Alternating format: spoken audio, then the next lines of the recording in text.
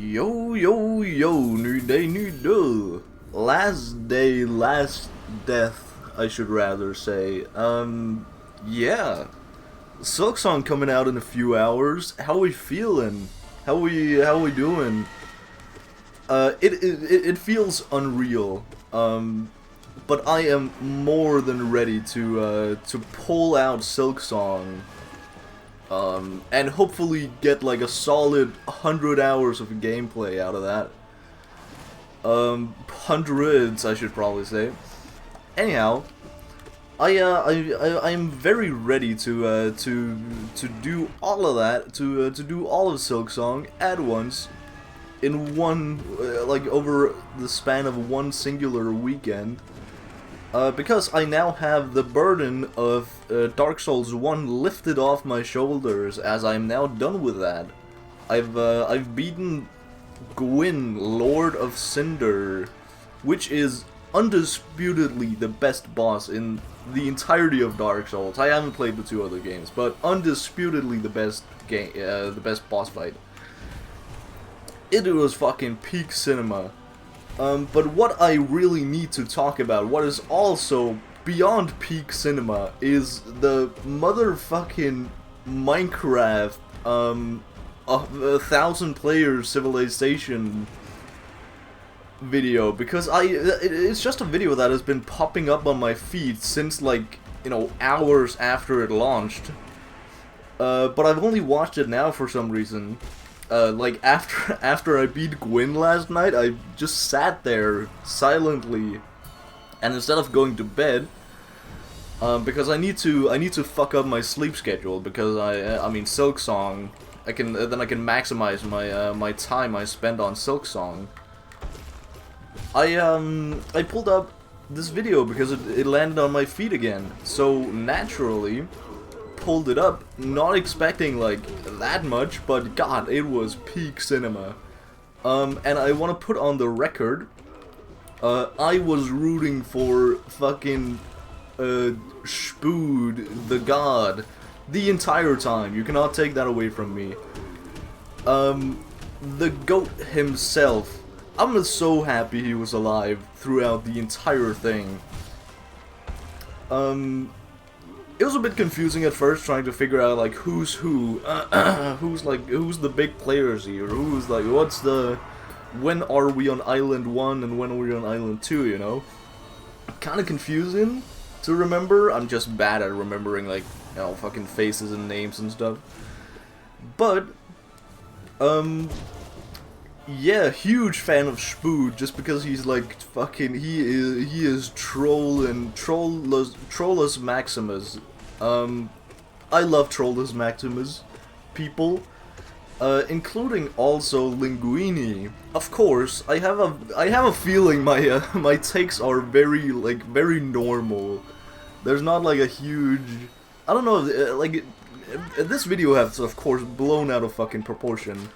But is this like a situation where each faction, each like leader of nation has like their cult following? Because I gotta be honest, I'm purely going off like how much aura they have.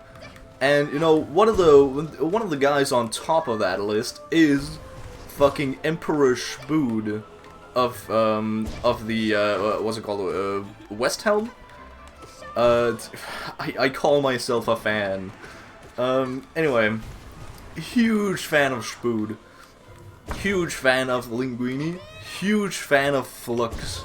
Those are like the top 3 aura guys that I cannot get out of my head. How, I don't know, it feels so weird watching a Minecraft video and being like, damn, I need to sort out some thoughts in my head before I go to sleep.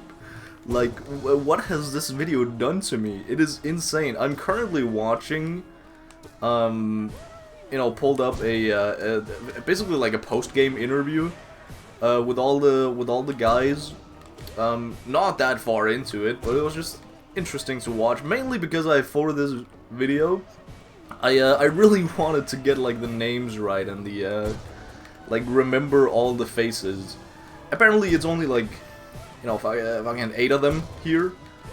We have, who do we have? I need to concentrate on not dying here on my, on the last day. Yes, this is gonna be the last day, by the way. Crazy. What am I gonna do afterwards? I do not know. Anywho, Benji Button, who was basically doing fucking fuck all nothing, that, I don't know, he was just like pursuing peace, you know?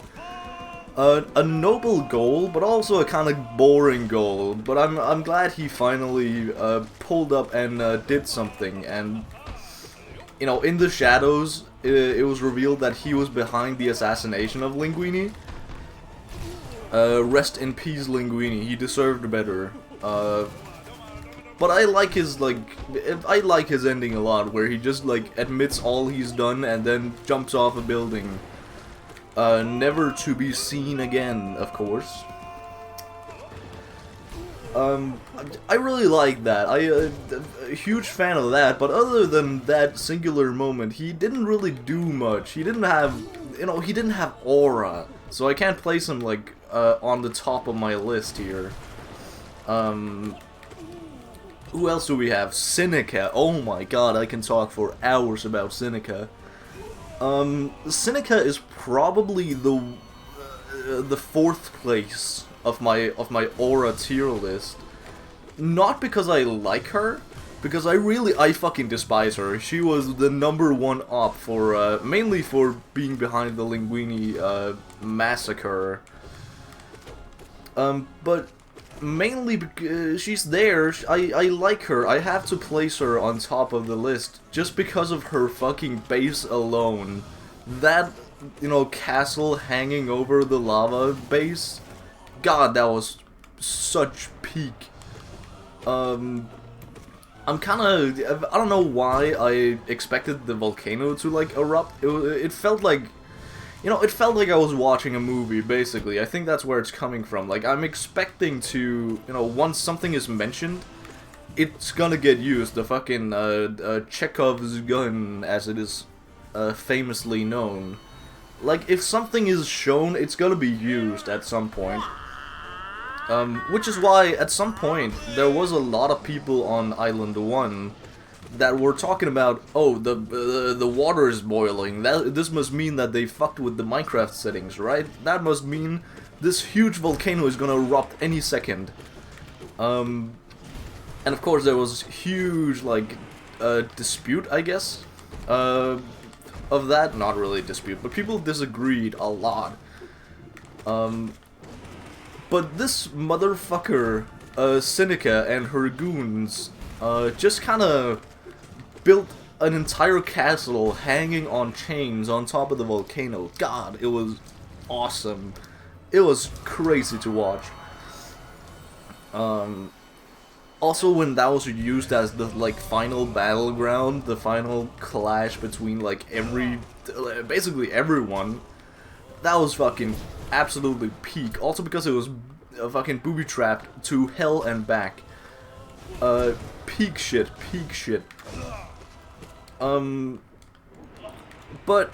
the Chekhov's gun thing, feeling like I watched a movie, also brings me to probably the highlight of the entire thing, which, again, I don't feel like this is a hot take. This is a lukewarm to room temperature take.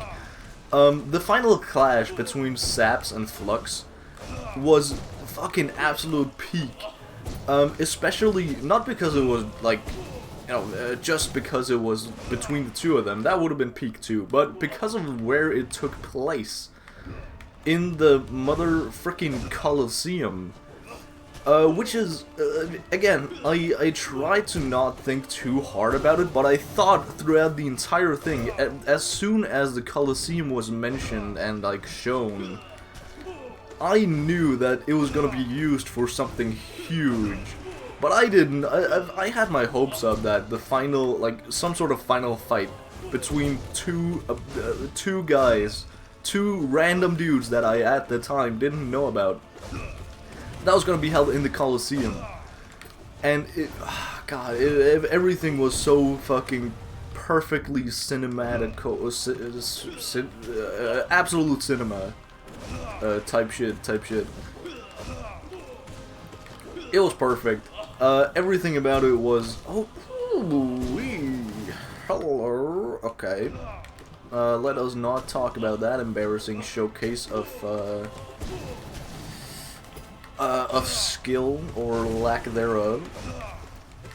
So, yeah, Seneca, huge fan in terms of, like, you know, being a character, but I hated everything she did. Who else do we got on the panel here? We got the one and only, the goat Linguini. Leader of a local little mafia digging around the volcano and under it. Oh my god, I have so many thoughts flooding my head. Like, how can I, how is this? Yeah, there's a lot to fucking talk about. Let me talk about this first, because it seems more relevant. It seems, more interesting than just Linguini. So, at some point, on fucking, I'm pretty sure it's Island 1. It must be Island 1, the way I'm thinking about it. They dig down and find a mother flippin', warden, a warden area, and they find a whole ass warden trying to, no, is it Island 2? Fuck! Oh no, shit, is it Island 2 or Island 1 the warden was on? Because this is kinda pivotal to my entire shtick with it. I guess I'll, okay, we'll push off the warden, talk about the warden a bit later, because I have on my thoughts on the warden and how I would have handled it. So, all of what Linguini did was absolute peak, and I loved it. He was just a funny little guy, and he got done so dirty by everybody. Except for Spood, my glorious King Spood. Speaking of, next up is Emperor Spood, who is a motherfucking dictator, but I love him for it. He is just a funny guy. He's just a funny guy. I love him. He was alive from the beginning and has had, like, I think 7 assassination attempts on him. A lot. And he just kind of walks about his day and, you know, thinks nothing of it. Which is crazy. I love the guy for that. Also the fact that his leading strategy just kind of works. You know, on paper, this guy seems so incredibly unstable, and everything he does, like, it makes no sense what he does. But it just kind of works, because he, by default, has so much power. And everybody, like, kind of respects him. Like, his civilization kind of works, so why change anything, you know? So he ends up being alive by the end, I'm pretty sure, also.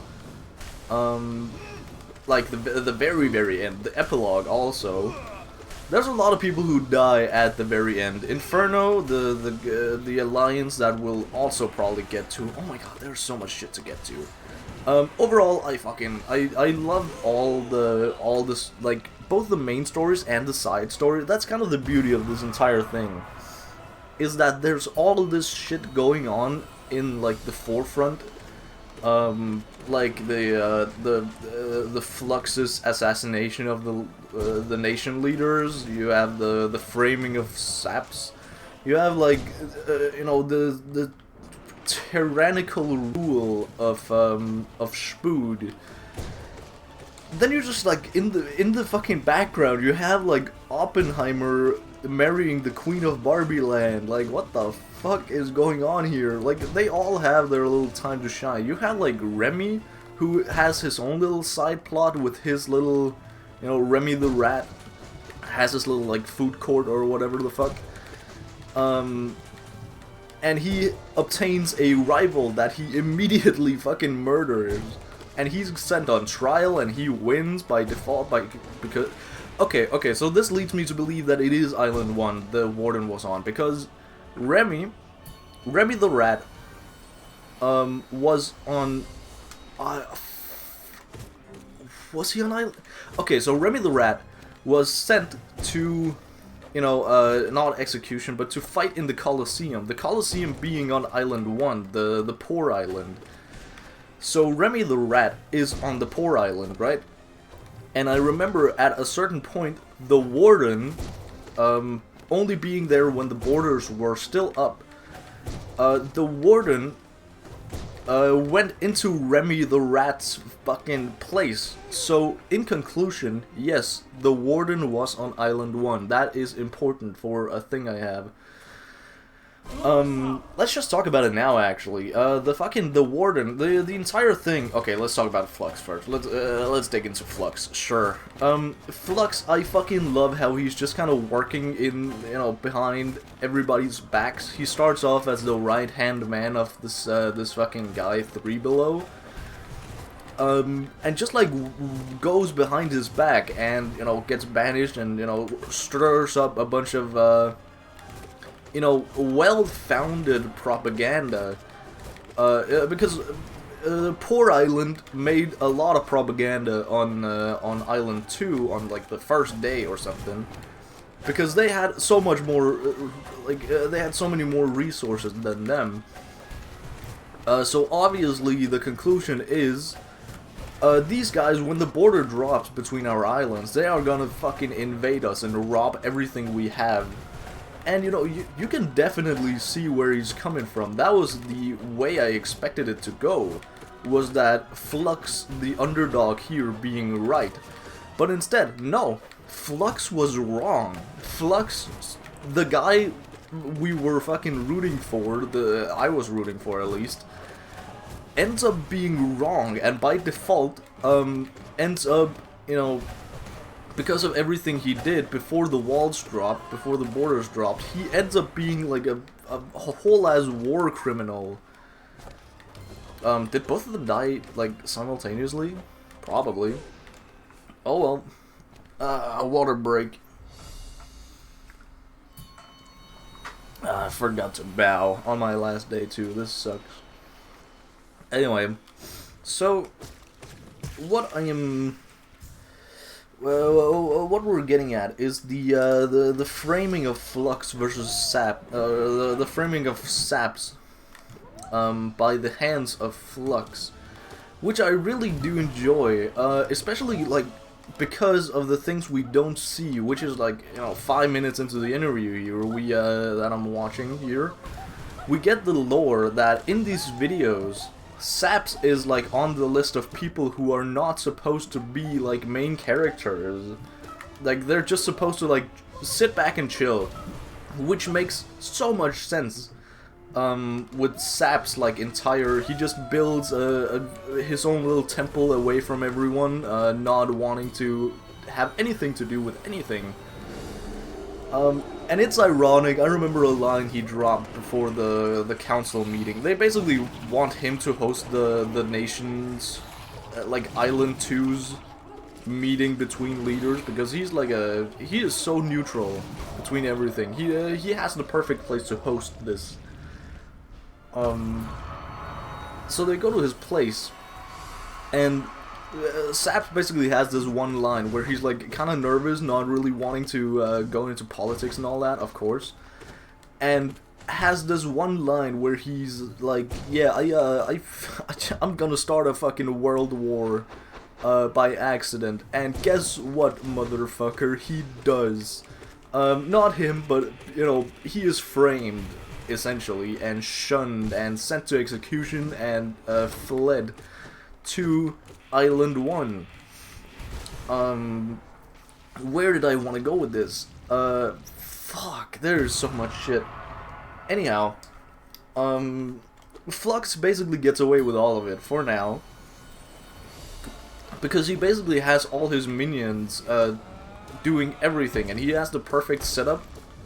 He has both, Saps and Seraphim, one of the right-hand men of one of the leaders, to basically do his dirty work. And by default, then he doesn't need to get his hands dirty. He gets away with basically everything. Until way later, when people realize, oh, he was fucking we found him digging sand, just like underneath all of our noses. Can I not die to Galleon on my last day? That would really suck. Oh god, give me a second to concentrate here. I might end up doing just another run then. Alright, we're good. We are good. We are golden, even. Yes, so, Flux, basically just kinda chills in the background and becomes a leader again now that everything's been forgotten and a lot of other things have happened. He becomes the leader of another place, his original place, Commonwealth. Without all his people knowing that he was behind. Nobody knows that he was behind the assassination of all these world leaders. So, pretty great, pretty funny, because it's just a ticking time bomb waiting to happen when people realize, because Saps is still out there. Saps managed to escape.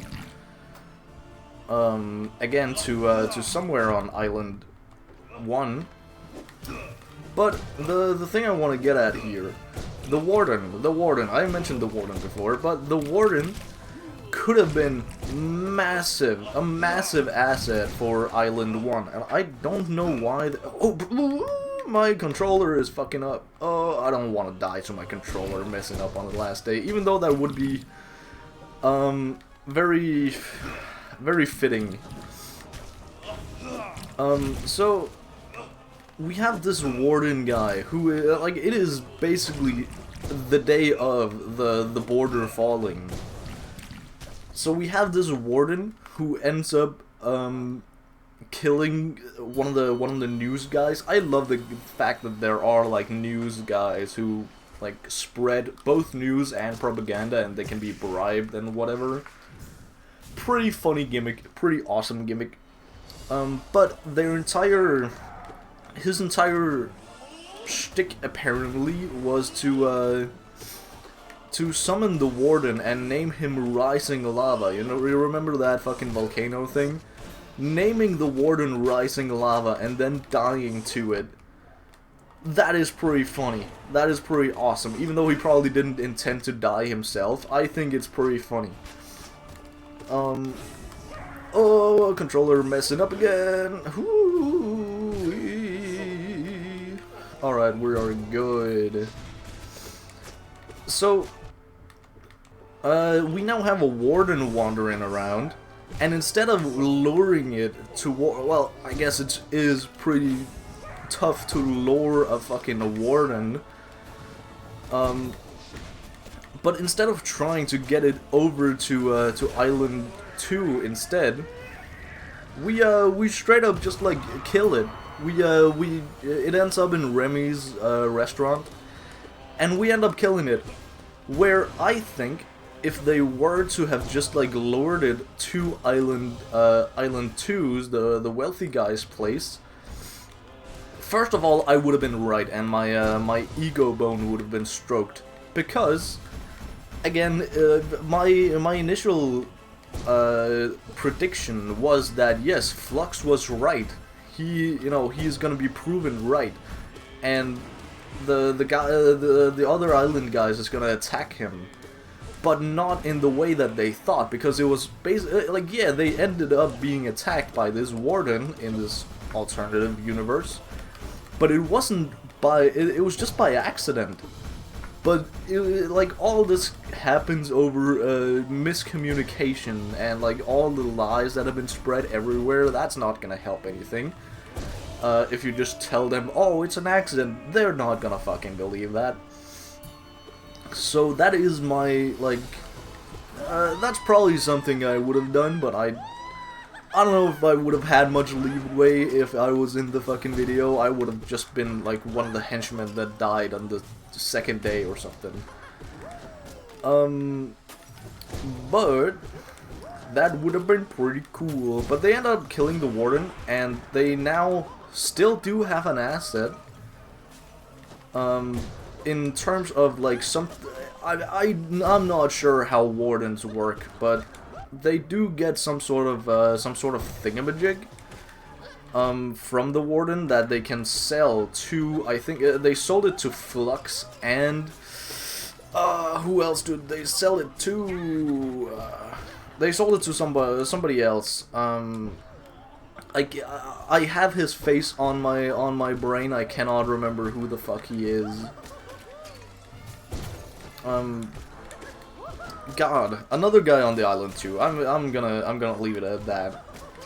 So they do have assets that is in the hand of the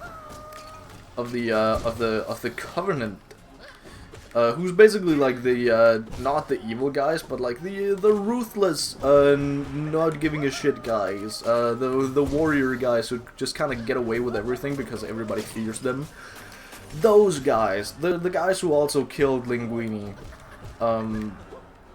because Seneca didn't want to get her hands dirty. They now have all this fucking power because they have such leeway with like everybody on Island 2. Like, not everybody, but a lot of people. God, there is so much shit to go through here. Holy fuck. What else we got? What else we got? We got a lot of shit. Whoo-wee.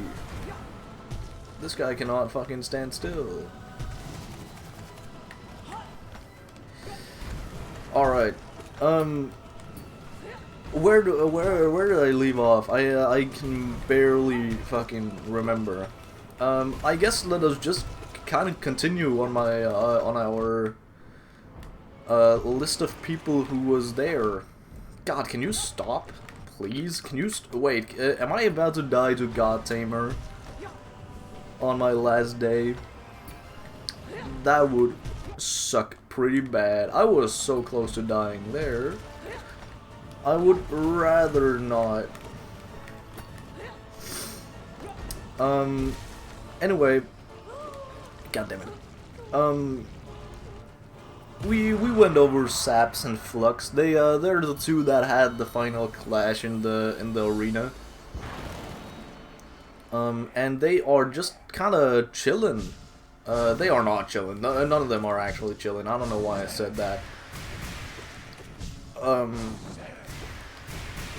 But we have afterwards, after those two, we have Sitzkrieg on the panel, who is like, sure, he's there, but I have basically no relations to the guy. I don't fucking know really what he did, what was Commonwealth doing. I don't really know. I guess they were enemies of Flux, and that was kind of it. They were just allies of the Cass coalition. He's kind of an enigma in my world, Sitzkrieg. But speaking of Cass, she is the next one on the chopping block of my butchering of, you know, ideals. I don't fucking know. So Cass is also one a lot like fucking Benji. Ooh, my controller fucked up again. I'm lucky I survived that. She's a lot like Benji in the fact that she's just kind of chilling, doing her own thing, like, you know, watching the outside world burn while her own nation is just like thriving. Not like off the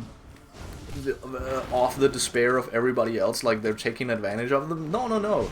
They're just kind of doing their own thing, and they're just like pursuing peace, pretty much, which is completely fine. You know, you need nations like that.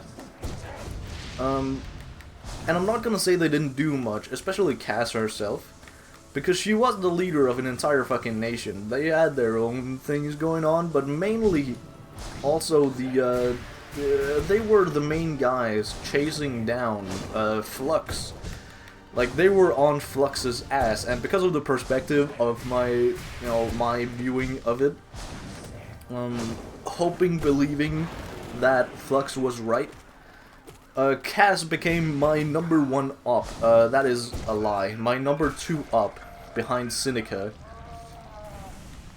Yeah, the massacre of Linguini will not be forgotten. Damn, did I go out of this fight with full health? That is insane. So, yeah, Cass is just kind of a decent leader. She's a lot like Spood in the fact that, like, she was there from basically day 1 and just kind of grew bigger and bigger until she was basically the leader of, like, one of the islands. The biggest leader, at least. And she was also there in the final fight. I don't actually remember if she died in the final fight. I don't think she did. I think it was only, like, the biggest leaders of Inferno that died, probably. So, who died? It was, of course, Flux, of course, is his henchman. Who else? Fucking Turntap. Turntap is a guy that I would like to have seen here in this panel. The leader of the Covenant. Which, actually, now that I remember it, can we talk about the fucking pirate guys? The pirate guys are just doing their own shtick. They're more like a fisherman's fucking village that cosplays as pirates. They were not relevant to the story whatsoever. They're kind of like the Barbie Land of Island 1. They did fucking nothing. Except they tried to assassinate Saps when he first came to Island 1, just to claim his bounty, because that's what pirates do, I guess. But they ended up not playing a role whatsoever, other, like, outside of that. God, it is so hot in my room. I don't know why. I need to quickly go and fucking open my window for a second.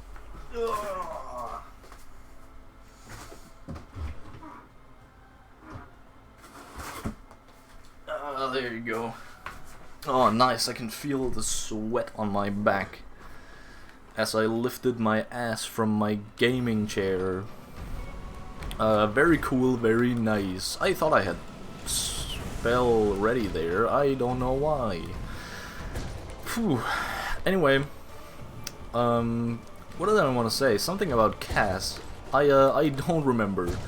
The fact is, I don't really remember a lot of things that Cass did. She just felt like the ultimate leader who was just, she had so much power, but in a very, in such a different but similar way to Emperor Spood. May glory shine upon him. But I suppose they're both still alive after that, after the final war thing happened.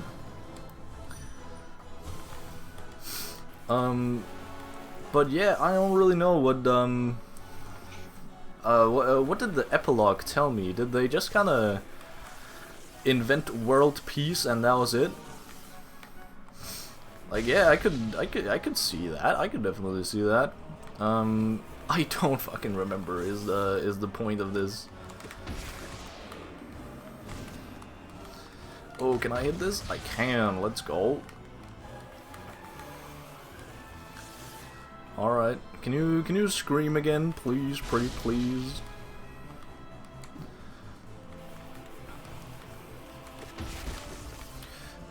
Huge dub.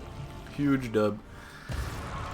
Anyhow, what are we feeling about all these guys sitting on the panel? Overall, I like them, even though I might not have liked every single person and everything they did.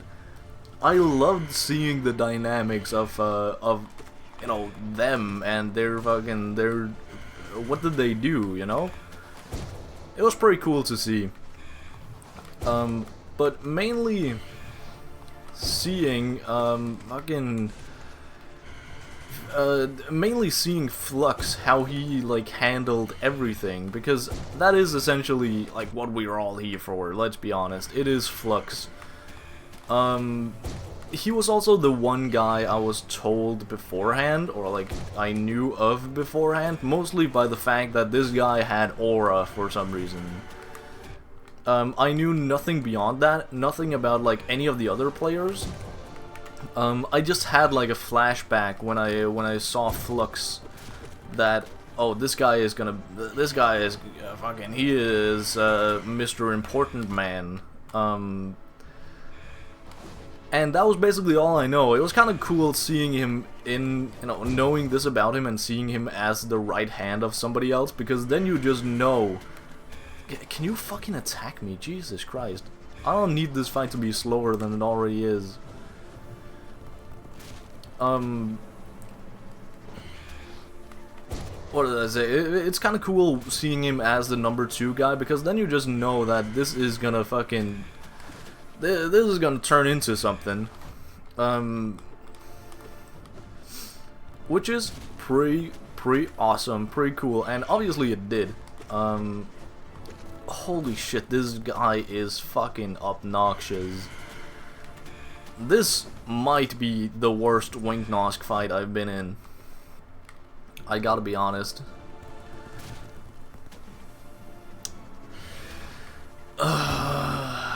Jesus, I hate this.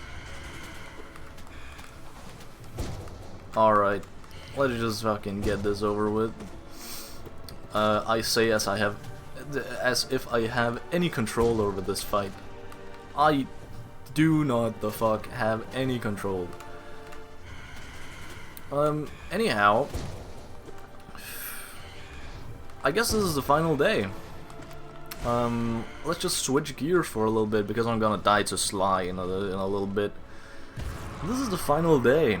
This is the final couple minutes of this run. How we doing? How we feeling? I don't know how I'm feeling. Weird. I can say confidently. But the most pressing thing is, what am I gonna do after this entire thing? Because I genuinely don't know. This feels like such a constant in my, I guess, in my life at this point. Like, what am I supposed to do after this? Am I just gonna stop? I guess I've gotten people who said, like, oh, just go make a playthrough of Silksong or something, upload that instead. But I really can't be bothered, like, becoming a Silktuber, or whatever the fuck. So I'm probably not gonna fucking do that. Oh, that was so close to death. I don't know. I don't really know when to heal against Sly. I guess there. I am so cooked against this guy. I'm doing surprisingly well, but that's mostly just by default because I survive, not because I'm doing huge damage or like actually surviving. But I guess I'm doing something. Ooh-wee.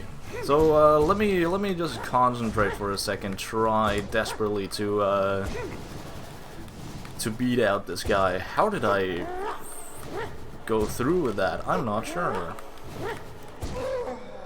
Alright, that's something. We made it to stage 2. I forgot how to do stage 2, I gotta be honest.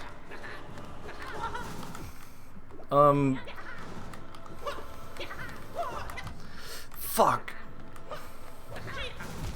Yeah, shit, I completely forgot stage 2. Well, I guess that is fitting. That is a fitting end. I reach something new and I lose immediately. What's the situation? Should I just go... I guess I should be just walking away and then dashing back, because I don't have time to dash back and then dash forward again. Right? Alright. I feel so. I feel like that is, I don't know. I feel therefore I am. I don't fucking know. Anyhow. How are we doing? I guess this is where we're gonna leave off. Great seeing you guys. Hopefully what? Shut the fuck up. I don't fucking know. I guess I won't be seeing you tomorrow, so for now, goodbye gang. Over and out.